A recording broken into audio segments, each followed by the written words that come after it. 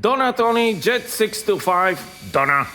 Hello, another episode of completely pointless informations. But on our forum, we have a question asked by somebody that this section, they could not move this part of the slab away from the rest.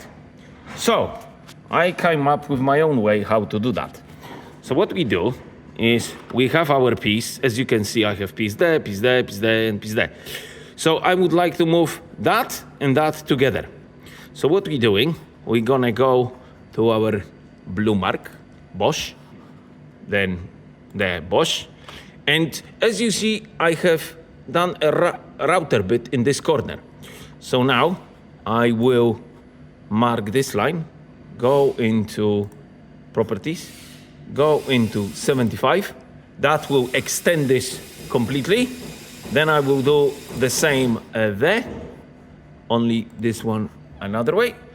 Then when it's all done, when this is extended, this is extended, this is milled, then we're clicking OK. And then with this tool, we are marking 1, 2, every. And then when this is done, we carry on clicking it. We carry on clicking it, 1, 2, and 3. When this is done, we go to our manual move, and then this becomes a rectangle, red rectangle, that we grab our mouse, take the cursor in the middle, and we just simply slide it off. In my case, this is how much I want to slide it off. And that's it. She is then measuring all the distances. In my case, the minimum distance is 120, so it's minus 42, minus 145, so it's good. So this is how I move the pieces, awkward pieces, from the slab.